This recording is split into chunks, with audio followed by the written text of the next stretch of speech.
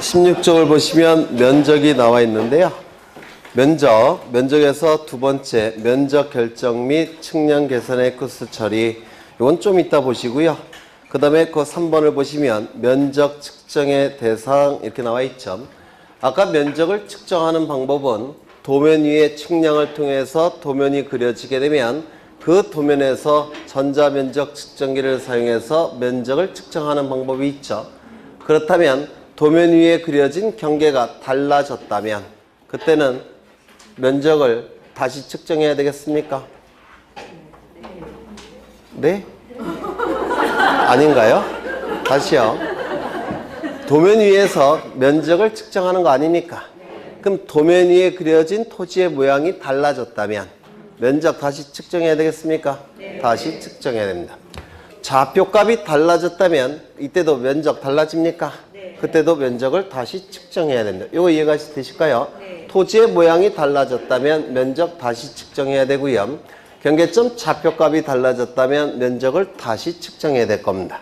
그래서 거기 면적 측정의 대상에서 1번 면적 측정을 하는 경우, 오른쪽에 면적 측정을 필요로 하지 않는 경우, 이거는 면적이 달라졌다면 당연히 면적 측정을 다시 하는 것이고, 면적이 달라지지 않았다면 면적 측정을 다시 할 필요는 없을 겁니다. 그렇게 일단 이해를 하시면 돼요. 그러면 암기 안 하셔도 상관이 없습니다. 먼저 면적 측정을 하는 경우를 보시는데요. 첫 번째, 지적공부의 복구. 지적공부가 없어졌을 때 다시 만드는 것을 지적공부의 복구라고 얘기하죠. 그러면 도면도 없어졌고 대장도 없어졌는데요. 이 면적은 대장에 등록되는 정보예요. 이따 보실 겁니다.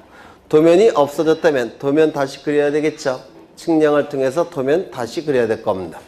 그러면 측량을 통해서 다시 도면이 그려졌다면 그 도면을 가지고 면적 다시 측정해서 대장을 다시 만들어야 될 겁니다. 맞습니까? 따라서 지적공부의 복구는 면적을 다시 측정해야 됩니다. 도면과 대장이 다시 만들어지기 때문에 그렇습니다. 그 다음에 신규 등록. 맨 처음에 지적공부에 등록하는 것을 신규 등록이라고 하죠. 그러면 경계를 다시 그려야 되니까 경계를 처음으로 도면 위에 그려야 되니까 측량 필요하겠죠. 그 다음에 대장도 처음으로 만들어져야 되니까 면적도 측정해야 되겠죠. 따라서 이때도 면적을 측정할 겁니다. 등록전환, 임야대장, 임야도에 등록된 토지를 토지대장, 지적도에 옮겨서 등록하는 것을 등록전환이라고 얘기합니다. 그런데 임야도는 보통 축적이 6,000분의 1이에요. 지적도는 보통 축적이 600분의 1 내지는 1200분의 1입니다. 그러면 임야도에서 지적도로 바뀌니까 축척이 작은 축척에서 큰 축척으로 바뀌죠. 그러면 면적 경계 좌표가 보다 정밀하게 수집돼야 되겠습니까? 따라서 면적 측정해야 됩니다. 물론 측량도 다시 해야 될 겁니다. 그 다음에 분할. 한 필지 토지를 두 필지로 나눠서 지적공부에 등록하는 걸 분할이라고 부릅니다. 한 필지 토지를 두 필지로 나눠서 지적공부에 등록하는 걸 분할이라고 불러요. 그러면 가운데 경계가 그려져야 됩니까? 그려져야 되니까 경계를 그리기 위해서 뭐가 필요할까요? 측량을 해야 될 겁니다. 그러면 이제 두 필지로 나눠졌는데 여기 면적 다시 측정해야 되겠습니까? 다시 측정해야 됩니다. 그렇겠죠? 하나의 면적에서 둘로 나눠지니까 이쪽 면적 구해야 되고 이쪽 면적 구해야 되겠죠? 따라서 측정도 필요합니다. 그래서 이 분할은 측량도 필요하고 측정도 필요하다라고 얘기합니다. 합병은 두 필지 이상의 토지를 한 필지로 합치는 것을 합병이라고 부를 겁니다. 그러면 이 합병의 경우에는 가운데 경계가 지워지죠? 측량이 필요할까요? 필요 없을까요? 필요 없습니다. 또한 전자면적 측정기, 좌표면적 계산법, 그걸 사용해서 이거 면적을 측정할 필요가 있을까요? 없습니다. 왜요? 두 개의 면적을 덧셈만 하면 되기 때문에 그렇습니다. 그렇죠? 이쪽에 있는 이쪽 토지대장에 등록된 면적과 이쪽 토지대장에 등록된 면적을 덧셈만 하면 돼요. 연필 한 자로 꺼내셔갖고 이렇게 계산하면 됩니다. 면적 측정의 방법을 쓸 필요가 있습니까? 없습니다. 따라서 이 합병은 측량도 필요 없고 측정도 필요 없다라고 얘기합니다. 이게 아마 우리 공간정보법에서 가장 많이 기출된 지문 중에 하나일 겁니다. 합병은 측량도 필요 없고 측정도 필요 없다라고 얘기합니다. 그 다음에 축적 변경. 소축척의 지적도를 대축척의 지적도로 바꿔서 등록하는 걸 축척 변경이라고 불러요. 소축척에서 대축척으로 바뀌었으니까 면적 경계 좌표가 훨씬 정밀하게 등록돼야 되겠죠. 따라서 면적을 보다 정밀하게 등록해야 되니까 당연히 면적 측정해야 되겠습니까? 측정을 해야 될 겁니다. 그 다음에 지적공부의 등록사항 중 면적 경계를 고치는 경우, 면적이 잘못 등록되어 있습니다. 토지대장에. 잘못 등록되었다면 고쳐야 되겠죠. 그렇죠. 고치기 위해서는 측정해서 고쳐야 될 겁니다. 따라서 면적 측정이 필요할 테고요. 경계가 잘못 등록되었습니다. 도면에. 경계가 잘못 등록되었으니까 경계를 고쳐야 되겠죠. 그럼 면적 달라집니까? 달라집니다. 따라서 다시 측정해야 됩니다. 도시개발 사업. 도시개발 사업이 시행이 되면 토지가 바둑판 모양의 토지로 바뀌죠. 그러면 토지의 모양이 달라졌으니까 면적 측정해야 되겠습니까? 면적 측정해야 됩니다.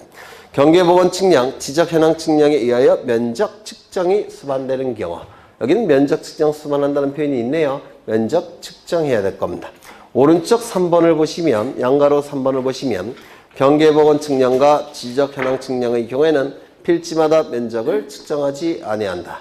측량할 때 보신 건데요.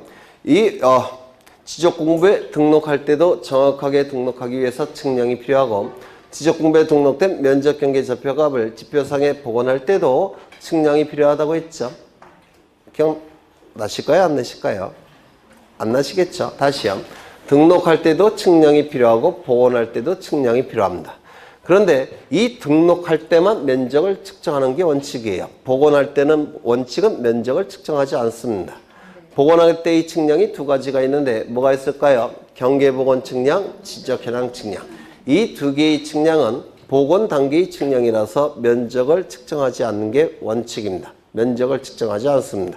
그래서 거기 3번이 원칙이에요. 그런데 기존에 등록된 면적이 잘못되었다면 고친 다음에 복원해야 되겠죠. 그게 바로 116쪽에 16쪽 맨 마지막에 있는 예외입니다. 16쪽 맨 마지막에 있는 4번이 예외고요. 오른쪽 3번에 있는 게 원칙이에요. 이건 나중에 지적 증명할 때 다시 보실 거고요. 그 다음에 2번 면적 측정을 필요로 하지 않는 경우, 이게 중요한데요. 첫 번째, 경계의 위치 정정 측량의 경우, 이것 좀 보겠습니다.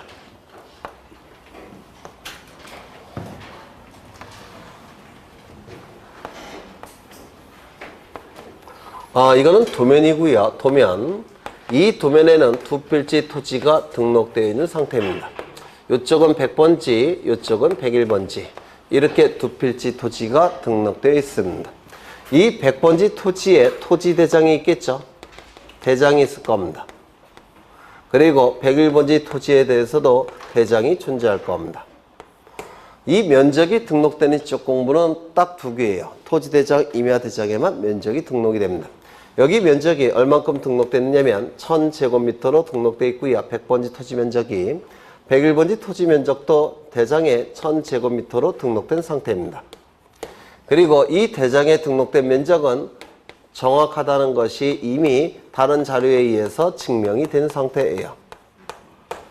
그러면 뭐가 잘못된 겁니까? 이게 잘못됐죠.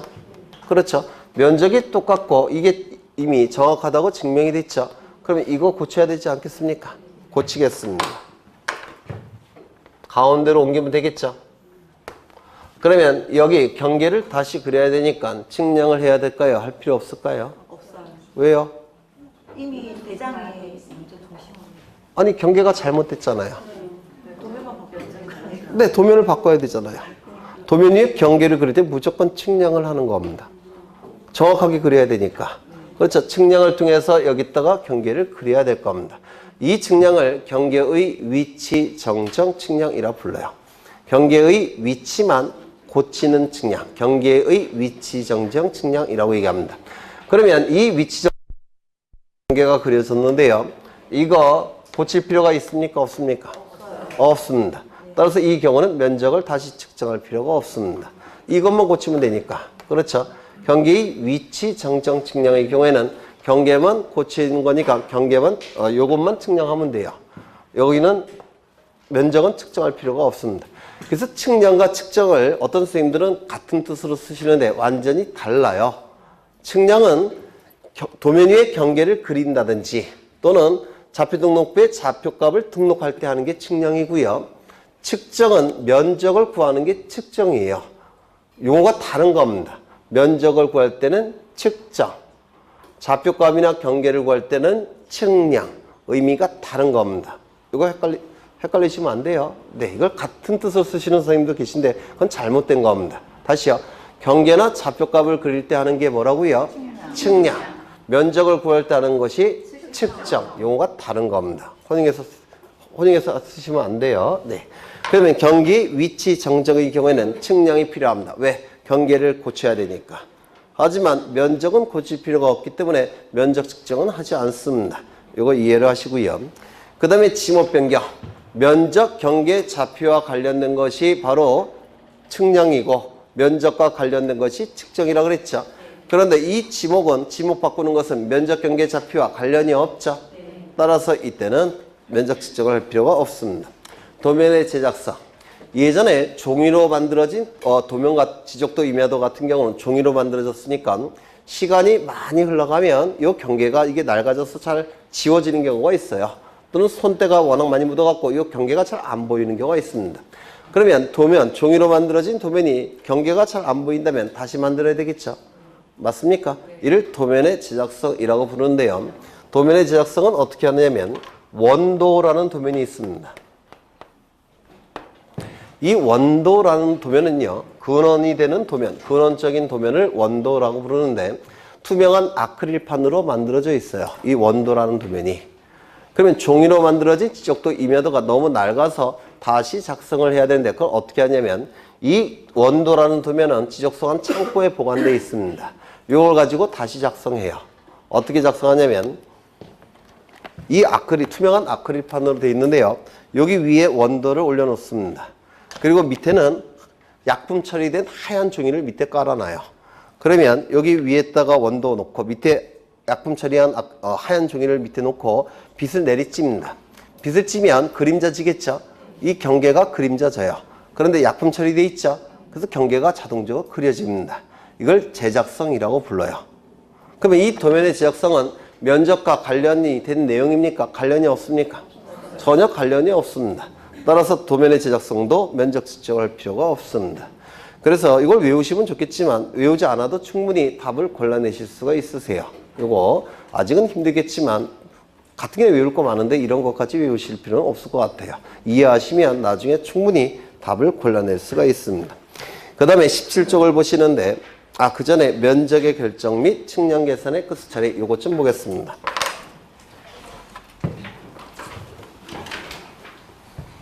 우리 공간정보법에서 인정하고 있는 축척은 총 7가지입니다. 7가지를 꼭 외워두셔야 되는데 우리 공간정보법에서 인정하고 있는 축척은 총 7개예요. 500분의 1, 600분의 1, 요 두 개의 축척을 대축척이라고 부릅니다. 그 다음에 1000분의 1, 1200분의 1, 2400분의 1, 3000분의 1, 6000분의 1, 요것을 소축척이라고 불러요. 그러면 소축척과 대축척의 의미는 뭐냐면 축척이라는 의미는 축소 비율을 축척이라고 불러요. 축소 비율. 이 척은 비율 척자입니다. 여기 한 필지 토지가 있는데 이 토지 크기 그대로 이 크기대로 도면 위에 그림을 그릴 수 있습니까? 그렇게 큰 종이는 없어요. 그렇죠? 그래서 일정한 비율로 축소해서 그려야 될 겁니다. 그렇죠? 이때 500분의 1로 축소하게, 600분의 1로 축소를 하게 되면 이만하게 그려질 겁니다. 그렇죠? 그런데 이걸 6000분의 1로 축소를 해보겠습니다. 6000분의 1로. 그러면 이것보다 크게 그려질까요? 적게 그려질까요? 더 작게 그려질 겁니다. 요만하게. 그렇죠? 그러면 이건 대축척의 대표주자고 소축척의 대표주자인데 대축척은 큰 모양이 나오게끔 축소, 대축척, 축소 비율, 큰 모양이 나오는 축소 비율이 대축척이고요. 소축척, 작은 모양이 나오는 축소 비율을 소축척이라고 불러요. 어느 것이 더 정밀할까요? 이쪽이 훨씬 정밀한 겁니다. 그렇겠죠? 그래서 이 500분의 1, 600분의 1은 대축척이니까 면적 경계 좌표가 훨씬 정밀하게 구해집니다. 이건 소축척이니까 면적 경계좌표가 정밀도가 떨어집니다. 이렇게 달라져요. 맞습니까? 그러면 우리가 면적을 측정하는 방법은 도면 위에서 면적을 측정할 수 있다고 했죠. 대축척과 소축척을 비교하면 대축척이 훨씬 정밀하게 면적을 구해낼 수가 있는 겁니다. 소축척은 정밀도가 떨어질 겁니다. 맞습니까? 그런데 만약에 도면도 있지만 경계점, 좌표, 등록부가 존재한다면 도면 갖고 면적을 측정합니까? 좌표값 갖고 면적을 측정합니까? 좌표값. 그렇죠. 그러면 도면의 축척은 면적과 관련이 돼 있습니까? 도면 갖고 면적을 측정하지 않고 좌표값 갖고 측정하는 거니까 도면이 소축척, 대축척 이런 거는 상관이 없죠. 따라서 소축척일지라도 경계점, 좌표, 등록부가 있다면 좌표값 가지고 면적을 측정하기 때문에 면적은 정밀하게 구해낼 수가 있습니다. 이거 이해가 되실까요? 그러면 소축척이면서 동시에 경계점, 좌표, 등록부가 없는 경우만 정밀도가 떨어질 겁니다.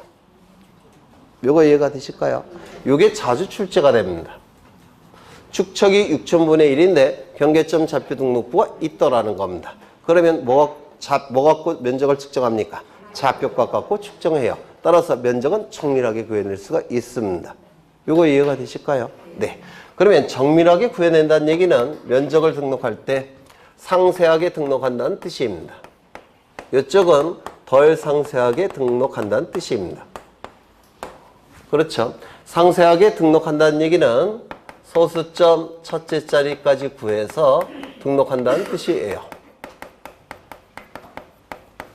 덜 상세하게 등록한다는 얘기는 1의 자리까지만 구해서 등록한다는 뜻입니다. 그러면 어디에 등록하느냐면 두 개의 지적 공부에 등록이 돼요. 꼭 외우셔야 되는데 면적이 등록되는 지적 공부는 딱 두 개입니다. 토지 대장과 임야 대장에만 등록합니다. 다른 지적 공부에는 등록하지 않습니다. 토지 대장, 임야 대장에만 면적을 등록해요. 이때 소수점 첫째 자리가 의미하는 바는 뭐냐면 1234.56이라는 수치가 나오면 여기가 1000의 자리, 여기는 100의 자리, 10의 자리, 1의 자리가 될 겁니다. 맞습니까? 여기는 소수점이니까 소수점 첫째 자리, 소수점 둘째 자리가 될 겁니다. 소수점 첫째 자리를 1제곱미터 이하 한 자리, 둘째 자리를 1제곱미터 이하 둘째 자리 같은 뜻이에요.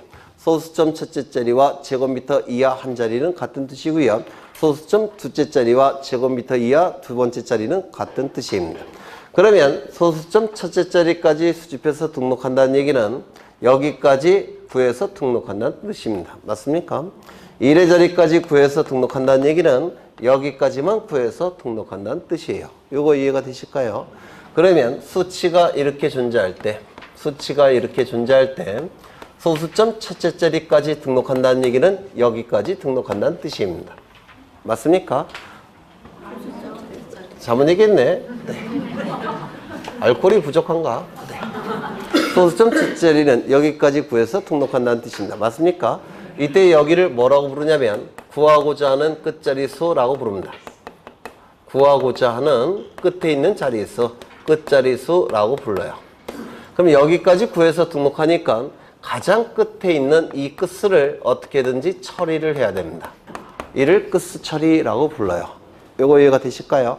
네. 그럼 이 아래쪽은 마찬가지로 수치가 이렇게 나왔을 때 1의 자리까지 구해서 등록한다는 뜻이니까 여기까지 구해서 등록한다는 뜻입니다. 맞습니까? 그러면 여기는 뭐가 되는 겁니까?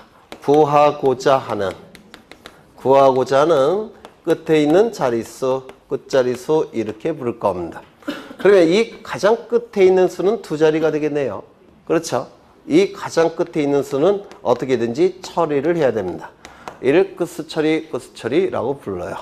이 끝수를 처리하는 방법은 두 가지가 있다고 했죠. 첫 번째 4452. 4452의 방법이 있습니다. 4452은 뭐냐면 4까지는 버리고 5부터는 앞에 자리로 편입시키는 거니까 5부터는 올린다라는 뜻입니다. 이걸 4, 4, 5, 2라고 불러요. 1, 2, 3, 4가 나오면 버리고 버릴 4자입니다. 5, 6, 7, 8, 9가 나오면 앞으로 편입시키는 거니까 올리는 겁니다. 이를 4, 4, 5, 2라고 부르는데요. 우리 공간정보법은 4, 4, 5, 2을 쓰지 않는다고 했죠. 우리 공간정보법은 5, 4, 5, 2을 씁니다. 5를 버리는 경우도 있고 5를 올리는 경우도 있는데 이를 5, 4, 5, 2라고 불러요. 이게 이쪽보다 훨씬 정밀하답니다. 그래서 우리 공간정보법은 5, 4, 5, 2을 씁니다. 그럼 이 5, 4, 5, 2은 끝수 처리의 기준이 뭐가 되는 겁니까? 5가 되는 겁니다. 그래서 이 끝수 처리의 기준은 5니까 5보다 큰 수가 나오면 무조건 올립니다. 5보다 작은 수가 나오면 무조건 버려요. 그런데 5일 때는 올리는 경우도 있고 버리는 경우도 있다고 했죠. 그러면 이 5일 때는 올리는 경우도 있고 버리는 경우도 있는데 구하고자 하는 끝자리 숫자가 홀수일 때는 이 5를 올려서 짝수로 전환을 시킵니다. 이 홀수라는 수는요, 한자로 기수라고 불러요. 기수, 기이한 수. 그래서 이 끝수가 5일 때 구하고자 하는 끝자리 숫자가 홀수가 나타나는 걸 싫어합니다. 그래서 구하고자 하는 끝자리 숫자가 홀수일 때는 5를 올려서 짝수로 바꿔줍니다. 이게 홀수일 때는 5를 올려서 짝수화시키는 것이고요. 여기가 0이나 짝수라고 한다면 이 5를 올려주면 여기가 홀수가 돼버리죠. 홀수가 나오는 걸 싫어하기 때문에 이 5를 어떻게 할까요? 버립니다. 이를 5, 4, 5, 2라고 불러요. 그럼 예를 들겠습니다. 예를 들면 쉬워요. 37이 나왔습니다.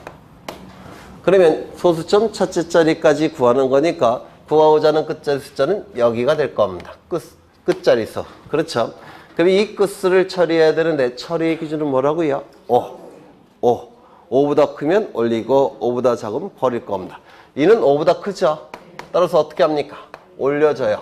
223.4로 토지대적, 임야대적에 등록하는 겁니다. 그러면 223.32가 나왔습니다. 여기가 구하고자 하는 끝자리수. 끝수 처리의 기준은 5. 5보다 크면 올리고 작으면 버릴 겁니다. 작죠? 어떻게 합니까? 버려야 됩니다. 223.35로 등록합니다. 223.35가 나왔습니다. 구하고자 하는 끝자리 숫자는 소수점 첫째 자리. 끝수를 처리해야 되는데 처리의 기준은 5. 5보다 크면 올리고 작으면 버릴 겁니다. 5일 때는 구하고자 하는 끝자리 숫자 갖고 판단하죠. 여기가 홀수가 나오는 걸 싫어해요. 5를 어떻게 해야 될까요? 223.4로 등록합니다. 223.45가 나왔다는 겁니다. 구하고자 하는 끝자리 숫자는 여기 끝수를 처리해야 되는데 처리의 기준은 5. 5가 나왔죠? 그래서 여기가 이걸 올리면 홀수가 돼버리니까 5를 어떻게 한다고요? 버립니다. 223.4. 그런데 이건 어디까지나 끝수가 한 자리일 때 얘기고요. 만약에 두 자리라고 한다면 5형을 기준으로 합니다. 5형을. 한 자리일 때는 5를 기준으로 하지만 두 자리일 때는 5형을 기준으로 해요. 그렇다면 223.351이 나왔습니다. 수치가. 그러면 구하고자 하는 끝자리 숫자는 여기겠죠. 끝수를 처리해야 되는데 처리의 기준은 두 자리가 나와 있죠. 그럼 뭘 기준으로 한다고요? 5형. 5형보다 큽니까? 작습니까? 그죠? 이거 어떻게 해야 됩니까? 올리는 겁니다. 223.4로 등록합니다. 223.349가 나왔습니다. 그러면 구하고자 하는 끝자리 숫자는 여기 끝수를 처리해야 되는데 두 자리죠. 5형을 기준으로 하는 겁니다. 이거 어떻게 해야 됩니까? 버리는 겁니다. 223.4로 등록합니다. 이를 223.3으로 등록하는 겁니다. 이를 5452이라고 불러요. 어렵지 않죠? 어려우세요? 이거 두 번째 하는 거죠? 네. 여러분이 실례하지 못하니까 또 하는 거예요. 여기는 어디입니까? 구하고자 하는 끝자리 숫자는 여기. 그럼 이 끝수 처리의 기준은 두 자리일 때는 뭘 기준으로 한다고요? 네? 두 자리일 때는 끝수가 두 자리일 때는 5형을 기준으로 하는 겁니다. 그렇죠? 그러면 5형보다 큰 수가 나오면 올리고 5형보다 작은 수가 나오면 버릴 겁니다. 맞습니까? 5형일 때는 구하고자 하는 끝자리 숫자가 홀수일 때는 O형을 올려서 짝수화. 0이나 짝수일 때는 O형을 버려서 짝수 유지. 이게 5, 4, 5, 2이에요. 그러면 예를 들겠습니다. 223.7이 나왔습니다. 얼마로 등록할까요? 여기가 구하고자 하는 끝자리 숫자. 끝 처리의 기준은 O형. 그렇죠. O형보다 크죠? 70이니까. 그렇죠. 얼마로 등록합니까? 224. 223.2가 나왔습니다. 얼마로 등록합니까? 223. 223.5가 나왔습니다. 얼마로 등록합니까? 224.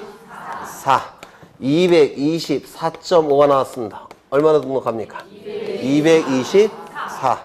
223.51이 나왔습니다. 얼마입니까? 223.4. 223.49가 나왔습니다. 223. 네, 이게 5, 4, 5, 2이에요. 어렵지 않죠? 네. 수치가 얼마로 나왔느냐면 수치가 0.001제곱미터가 나왔습니다. 소수점 첫째 자리까지는 무조건 등록해야 되죠. 그러면 소수점 첫째 자리가 0이니까 0.0제곱미터 이렇게 등록해야 되느냐. 이건 안 돼요. 왜냐면 면적은 0이 될 수는 절대로 없습니다. 그럼 얼마로 등록할 수밖에 없으니까 0.1제곱미터로 등록합니다. 이를 최소 면적이라고 불러요. 여기도 마찬가지로 0.001제곱미터로 나왔습니다. 수치가. 그런데 1의 자리까지 무조건 등록해야 되죠. 1의 자리를 봤더니 0이에요. 그러면 이때는 0제곱미터로 등록해야 되느냐? 안 됩니다. 면적은 0이 될 수가 없어요. 따라서 어떻게 등록합니까? 1제곱미터로 등록합니다. 이를 최소 면적이라고 부릅니다. 최소 면적. 그렇죠. 그래서 여기서 다 출제를 해요. 5, 4, 5, 2의 계산 방식만 아시면 돼요. 그 내용이 16쪽에 면적의 결정 및 측량 계산의 끝 처리 이렇게 나와 있습니다. 5, 4, 5, 2만 아시면 거의 득점이 되시는 겁니다. 그 다음에 지상 경계의 결정 나와 있는데요. 지상 경계의 결정. 여기에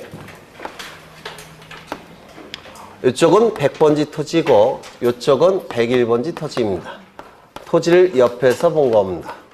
이때 여기 담장이 하나 있을 겁니다. 담장. 민법에서는 담장이라고 부르고요. 우리 공간정보법에서는 구조물이라고 부릅니다. 이 두 필지 토지가 도면 위에 그려져야 됩니다. 이렇게 도면 위에 그려질 겁니다. 100번지, 101번지 이렇게 그려질 거예요. 물론 측량을 통해서 그릴 겁니다. 전자평판 측량을 통해서 그릴 거예요. 이때 여기가 널쩍하죠? 여기를 기준으로 그려야 될지, 여기를 기준으로 그려야 될지, 여기를 기준으로 그려야 될지, 요게 문제가 되더라는 겁니다. 1, 2, 3 이렇게. 만약에 여기를 기준으로 경계가 그려지게 되면 이쪽 토지 소유자는 갑인데요. 갑에게 유리하겠죠. 여기를 기준으로 그리게 되면 을에게 유리하겠죠. 그래서 이 어디를 기준으로 도면 위의 경계를 그려야 될지 문제가 되더라는 겁니다.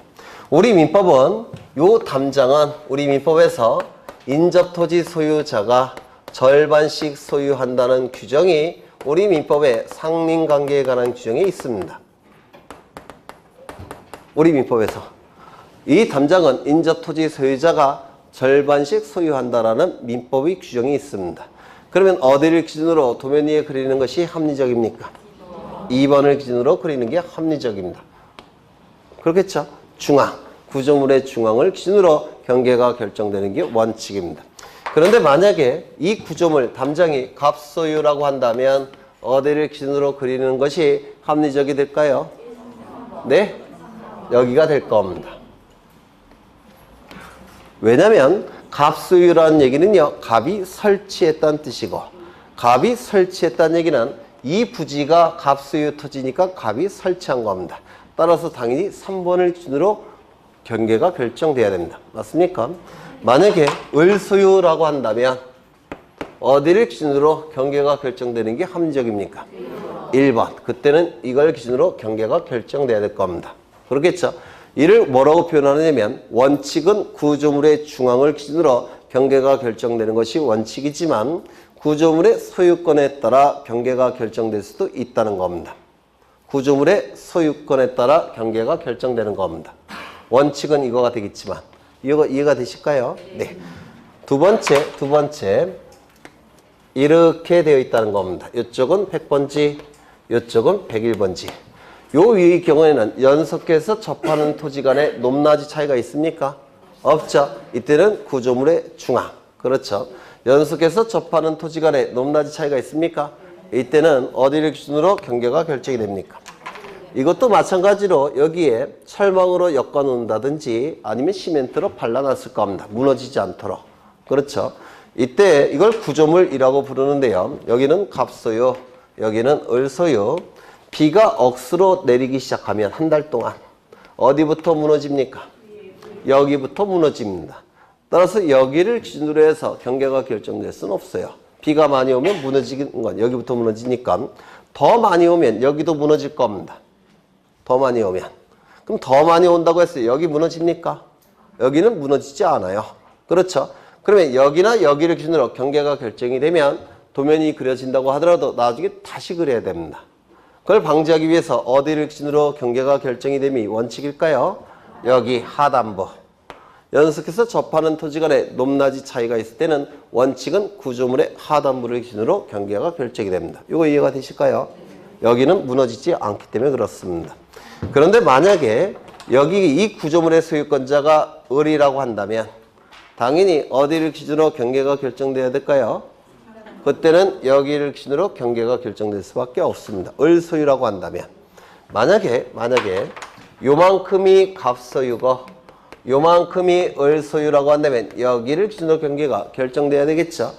따라서 원칙은 하단부가 원칙이지만 예외적으로 구조물의 소유권에 따라 경계가 결정될 수도 있습니다. 이게 바로 구조물의 소유권에 따라 경계가 결정된다 이렇게 얘기를 합니다. 세 번째 토지가 이렇게 생긴 경우가 있어요. 이걸 절토된 토지라고 하는데요. 절토는 토지가 파였다라는 뜻입니다. 여기가 고속도로로 이용되고 있습니다. 도로공사가 관리를 할 겁니다. 그리고 여기도 마찬가지로 철망이 엮여져 있다든지 시멘트가 발라져 있을 겁니다. 구조물이 존재하다는 겁니다.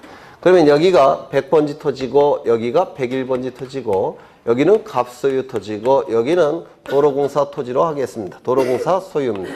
어디를 기준으로 경계가 결정돼야 되겠습니까? 이 도로공사가 여기만 관리해서는 안 되겠죠. 여기까지 관리하는 게 합리적이에요. 왜냐면 여기까지 관리가 돼야지만 낙석이 떨어지는 걸 방지할 수가 있습니다. 낙석이 떨어지면 대형 사고가 나오겠죠. 그걸 방지하기 위해서 여기까지 관리하는 것이 합리적입니다. 여기까지 관리를 하기 위해서는 여기까지를 도로공사 소유로 하는 게 합리적일 겁니다. 따라서 원칙은 어디를 기준으로 경계가 결정됨이 원칙이겠습니까? 상단부. 절토된 토지의 경우에는 상단부를 기준으로 경계가 결정되는 게 합리적입니다. 이거 이해가 되실까요? 네. 그런데 만약에 이 구조물의 소유자가 당연히 갑소유라고 한다면 이때는 어쩔 수 없이 여기를 기준으로 경계가 결정이 될 겁니다. 요만큼이 갑소유고 요만큼이 도로공사 소유라면 여기를 기준으로 경계가 결정될 수밖에 없습니다.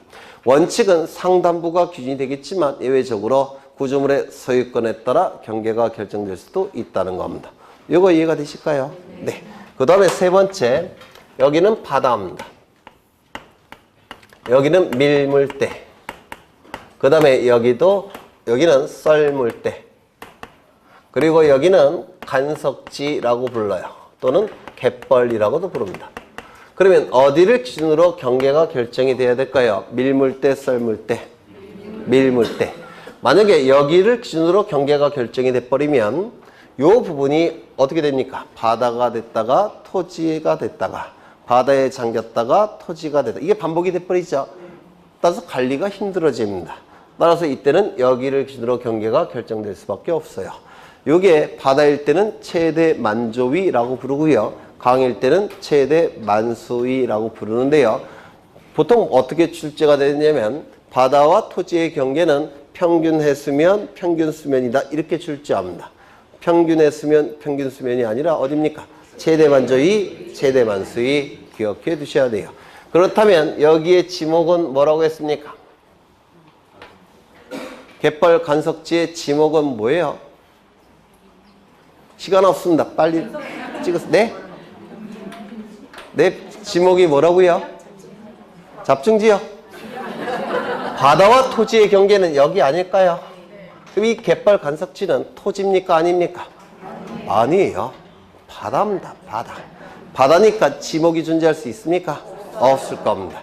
간석지 갯벌은 지목이 존재할 수 없습니다. 간석지 갯벌은 지목이 임야이다. 이렇게 출제합니다. 임야가 아니에요. 지목이 있을 수가 없습니다. 왜? 바다니까. 그렇죠? 네, 좀 기억해 두셔야 됩니다. 바다와 토지의 경계는 어디라고요? 최대 만저위. 강일 때는 최대 만수위. 여기에 제방을 쌓습니다. 방파제를. 제방을 쌓고 흙으로 메꿨습니다. 그럼 이건 제방이니까 지목이죠. 따라서 제방도 토지로 봅니다. 그러면 이때 토지와 바다의 경계는 여기가 되느냐? 최대 만저위. 만약에 여기를 경계로 삼게 되면요. 여기가 토지가 됩니다. 이 극경사 부분이. 이게 토지가 되면 꼭 이걸 이용하려고 하는 사람이 나타나요. 그러면 사고가 발생합니다. 워낙 극경사니까 사고 많이 나겠죠. 이걸 방지하기 위해서 제방이 설치되어 있을 때는 최대 만저위가 경계가 되는 게 아니고요. 여기를 경계로 삼습니다. 요거를 사용 못하도록. 이거 이해가 되실까요? 따라서 이때는 바깥쪽 어깨가 경계가 되는 겁니다. 바깥쪽 어깨가. 요거 이해되실 수 있을까요? 네. 그러면 책을 보겠습니다. 그래서 지상 경계를 새로 결정하는 경우 요 1, 2, 3, 4, 5번은 그냥 출제가 된다고 생각하셔야 돼요. 이게 헷갈리기 때문에 잘 암기가 안 돼서 제가 어떻게든지 이해해 보려고 설명을 드린 겁니다. 그 다음에 2번을 보시죠. 지상 경계의 구획을 형성하는 구조물 등의 소유자가 다른 경우에는 위의 1부터 3까지 규정은 무시하고 소유권에 따라 지상 경계를 결정한다. 꼭 기억하셔야 돼요. 이 소유권에 따라 지상 경계를 결정하는 경우는 3가지밖에 없습니다. 1, 2, 3번만 소유권에 따라 지상 경계를 결정할 수가 있는 겁니다. 2번은 대단히 쉽죠. 지상 경계점에 경계점 표지를 설치한 후 측량할 수 있는 경우는 아까 토지를 분할할 때는 가운데 경계가 그려져야 되죠. 맞습니까? 경계를 그리기 위해서는 뭘 해야 된다고요? 측량. 측량을 하기 위해서는 지상 경계점에 경계점 표지를 설치해서 주변 토지와 구분해서 관측을 통해서 측량한다고 했는데 혹시 기억나실까요? 물론 안 나시겠죠? 네, 나중에 다시 설명을 드릴 겁니다. 다시요. 토지를 분할은 한 필지 토지를 두 필지 이상으로 나누는 것이 분할이죠. 따라서 가운데 뭐가 그려집니까? 경계. 경계를 그리기 위해서 뭐가 필요할까요? 측량. 측량할 때는 지상 경계점에 경계점 표지를 설치해서 측량을 합니다. 나중에 다시 설명을 드릴게요. 그러면 1번부터 6번까지 공통된 단어가 나오는데 뭘까요? 분할이란 단어입니다. 그래서 정답은 분할이란 단어가 없는 지문이 정답이에요. 그래서 동그라미 치시죠. 분할. 제가 혹시 이런 설명을 드린 적이 몇 번 있었는데 요 토지를 측량하고자 합니다. 토지를 측량하기 위해서는 측량 기구가 있어야 되죠. 측량 기구는 아무 데 설치하는 게 아니라 측량 기준점에 설치한다고 했죠. 그러면 여기다 측량 기구를 설치할 테고 여기 측량 기사가 있을 테고 그러면 이 측량 기사가 이 토지를 관측해야 되는데 이게 30m 정도 떨어져 있다면 주변 토지와 구분이 돼야 안 돼요? 안 된다고 했죠. 따라서 구분하기 위해서 여기다가 뭘 설치한다고 했습니까? 경계점 표지를 설치한다고 했습니다. 기억나셨을까요? 경계점 표지를 설치하면 이제 주변 토지와 구분되겠죠. 그러면 이 측량 기구를 통해서 관측을 할 테고 관측이 이루어지면 삼각함수를 이용해서 이 경계를 구해낼 수 있다고 했는데 기억나십니까? 그러면 이 경계를 구하기 위해서는 뭐가 필요하다고요? 경계점 표지. 그렇지 않을까요? 그래서 거기 지상 경계점에 경계점 표지를 설치하는 경우 이렇게 돼 있죠. 결국은 뭐 할 때? 경계를 그릴 때. 경계는 언제 그립니까? 분할할 때. 이거 이해가 되실까요? 그래서 1번부터 6번까지의 공통된 단어가 분할이라는 단어가 나오는 겁니다. 나중에 문제 풀이할 때 다시 보시고요. 4번을 꼭 읽어보세요. 4번을 거기 18쪽에 4번 도시개발사업 등 시행지역의 경계결정이 있죠. 올해 꼭 나올 것 같은 느낌이 본능적으로 들어서 제가 집어넣은 거예요. 그냥 읽어보시면 될 겁니다. 18쪽에 4번 있죠? 4번 별표 하나 쳐두시고요. 그 다음에 지상경계의 구분이 나와 있는데 지상경계의 9번, 1번 토지의 지상경계는 또 담장이나 그 밖의 구역의 복표가 될 만한 구조물 및 경계점 표지 등으로 구분한다 라는 문구 있습니까?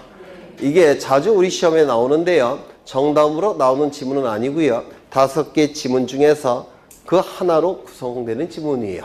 이거 좀 기억해 두시면 좋을 것 같고요. 2번은 대단히 중요하죠. 지적소관청 밑줄. 지상 경계를 새로 정한 경우 밑줄. 그 다음에 그 밑에 작성 관리하여야 한다. 의무 규정입니다. 하여야 한다. 밑줄. 주체는 누구라고요? 지적소관청. 언제? 지상 경계를 새로 정한 경우 작성 관리하여야 한답니다. 의무 규정입니다. 이런 거 장난칠 수 있으니까 기억하시면 되고요. 그 다음에 오른쪽을 보시면 등록사항이 출제가 되는데요. 어느 행정구역에 있는 몇 번지 토지에 대한 지상경계점 등록부라는 것을 표기해 놔야 되겠죠. 따라서 소재 지번은 장부의 이름표 역할을 하기 때문에 모든 장부는 소재 지번은 반드시 기록하게 돼요. 이름표 역할을 수행하니까. 그 다음에 3번도 대단히 중요한데 특히 가로 안에 있는 게 중요합니다. 지상경계점 등록부는 경계점과 관련된 정보가 등록이 될 텐데요. 경계점과 관련된 정보 중에서 가장 중요한 정보는 경계점 좌표값입니다. 그런데 이 경계점 좌표값은 비용이 많이 들기 때문에 항상 구하는 건 아니에요. 지적 확정 측량 CC 지역, 그 다음에 축적 변경 측량 CC 지역에서만 좌표값을 등록합니다. 따라서 이 지상 경계점 등록부에 경계점 좌표값을 등록할 때는 있는 경우만, 즉 좌표 등록부 시행 지역에서만 등록할 수밖에 없습니다. 가로 안에 있는 거 꼭 기억하시고요. 그 다음에 4번부터 기억니은 디귿도 꼭 외우셔야 되는데 이건 여러분이 두 문자를 따서 암기하시면 돼요.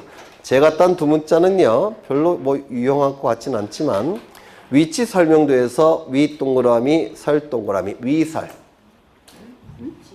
위치 설명도에서 위 동그라미 설 동그라미 위설, 그 다음에 기억에서 지목 동그라미, 그 다음에 니은에서 사진 파일에서 사 동그라미 파 동그라미, 그리고 종류 및 위치에서 종 동그라미 위 동그라미. 그러면 읽어보면 위설 지목 사파 종이. 그 무협지 냄새 나죠? 위설 지목 사파 종이. 이렇게라도 외우셔야 돼요. 자주 출제되니까. 위설 지목 사파 종이. 저는 아직도 무협지를 봐요. 옛날처럼 책으로 된 건 안 보고요. 웹툰에 있는 걸 봐요. 그래서 매주 1,000원씩 결제해요. 그거 볼 때가 제일 행복한 것 같아요. 네. 넘기겠습니다. 지적 공부를 후딱 볼 건데요.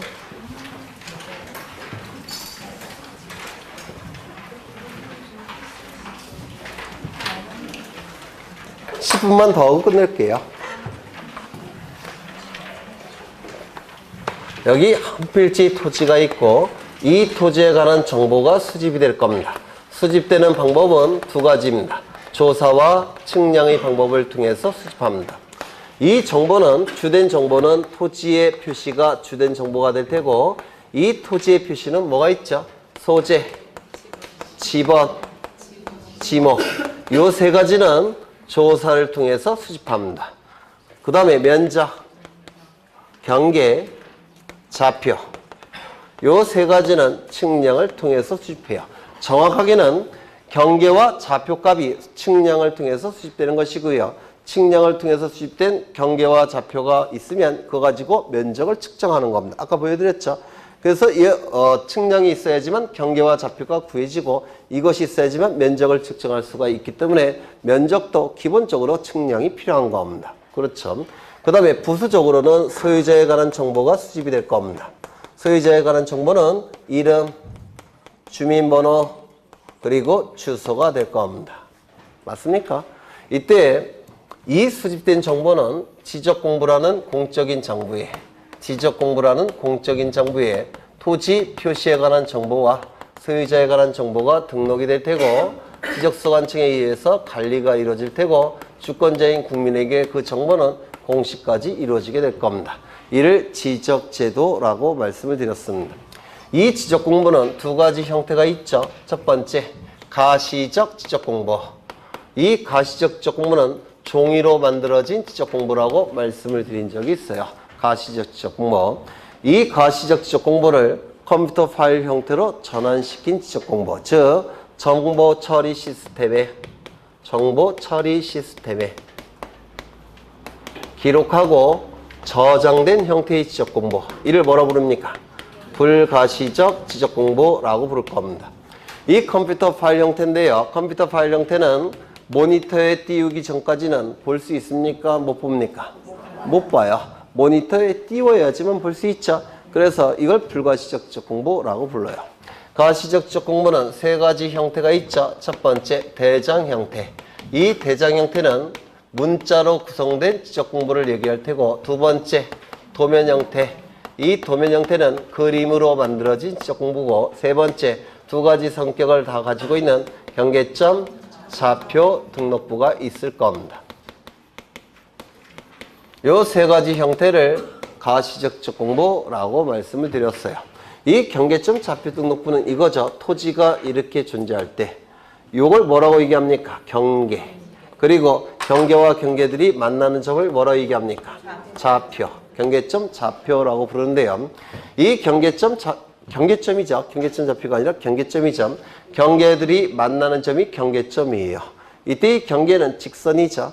그래서 직선들이 만나는 점이 요 경계점입니다. 그렇다면 경계점은 직선들이 만나는 점이니까 이 경계점은 그림 형태로 표기가 됩니까? 이게 그림이잖아요. 그림들이 만나는 점이 경계점이니까 그림 형태의 정보예요. 그림은 도면 형태의 정보다 이렇게 얘기하겠죠. 도면의 내용이 정보입니다. 그런데 여기다가 X축을 설치하고 여기다가 Y축을 설치하게 되면 이 경계점이 X좌표, Y좌표로 표기될 수가 있습니다. 맞습니까? 이렇게 X좌표, Y좌표로 표기가 돼요.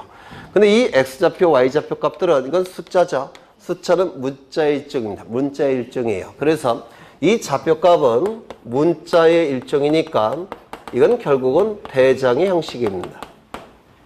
이거 이해가 되실까요? 네. 그림 형태의 정보가 문자 형태의 정보로 전환돼서 등록된 정보. 이것이 경계점 좌표 등록부예요. 정확하게는 도면의 내용을 대장의 형식으로 등록한 정보다라고 얘기합니다. 이거 이해가 되실까요? 따라서 이 정보는 두 가지 성격을 다 가지고 있는 중간적 성격의 정보다 이렇게 얘기를 합니다. 중간적 성격의 정보다. 이때 대장 형태의 정보는 네 가지가 있죠. 뭐가 있습니까? 토지 대장, 임야 대장, 공유지, 연명부 반드시 외우셔야 됩니다. 대지권, 등록부. 이 토지 대장에 등록된 토지들의 경계를 표시하기 위해서 그림 형태로 만든 정보가 지적도. 임야 대장에 등록된 토지들의 경계를 표시하기 위해서 그림 형태로 만든 정보가 임야도. 요 두 가지는 특수한 토지에 관한 특수한 정보를 담고 있는 특수한 정보에 불과하기 때문에 여기에 해당되는 도면은 없습니다. 그러면 총 지적공보는 몇 개입니까? 7가지. 그렇죠. 이 7개의 지적공보는 종이 형태로 만들어졌기 때문에 한 권으로 만들 수는 없습니다. 너무 두꺼워지니까 별책으로 만듭니다.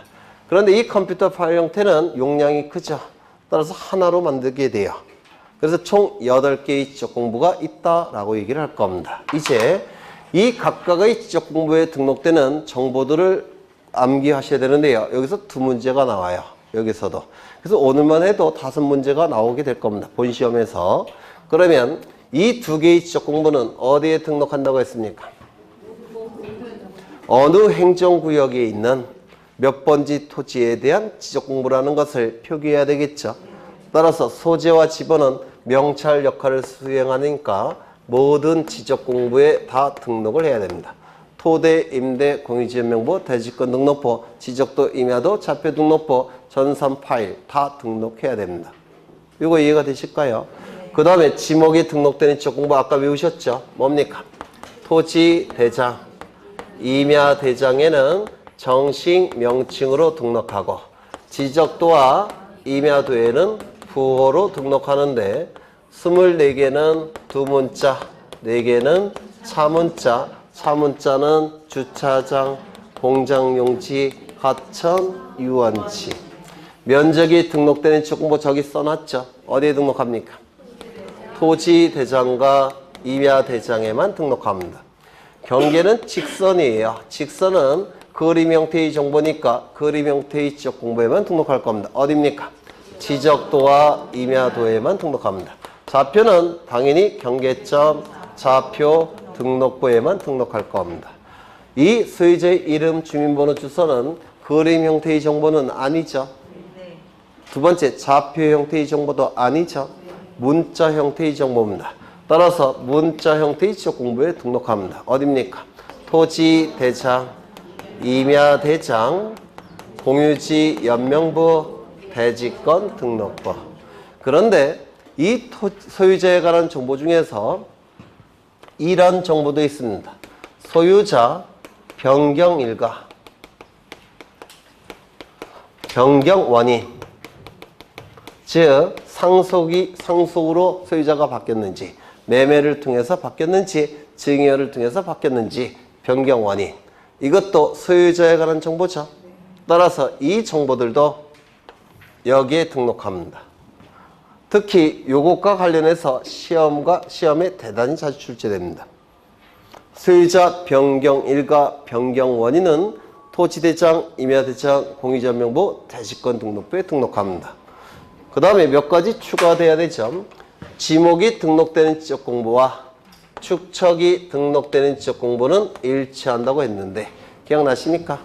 그래서 제가 이렇게 외워달라고 부탁드린 적이 있어요. 축지법. 그렇죠? 그러면 축척이 등록된 지적공부 어디에 등록을 합니까?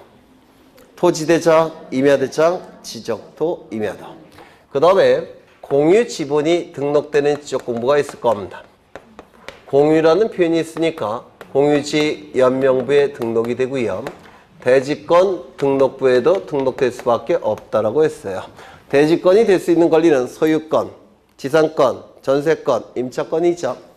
그런데 이 대지권은 비율 형태로 존재하죠. 그러면 소유권이 비율 형태로 존재할 때 그게 뭡니까? 공유 지분이에요. 그래서 대지권이 소유권일 때는 이때는 공유 지분 형태로 대지권 등록부에 등록할 수밖에 없습니다. 그리고 마지막으로 대지권 비율. 어디에 등록한다고요? 대지권 등록부. 이렇게 암기가 되시면 두 문제 정도는 득점이 되십니다. 꼭 외우셔야, 어느 정도는 다는 못 외우셨어도 이거 벌써 세 번째 하는 거니까 조금은 외우셨겠죠? 세 번째 하는 거예요. 네. 그러면 1분만 더 끝내겠습니다. 20쪽을 보시는데요. 20쪽에서 1, 2, 3, 4, 5번은 이거 갖고 다 해결되고요. 1, 2, 3, 4, 5번은 거기 6번에 토지의 고유번호, 이건 나중에 다시 설명을 드리겠습니다.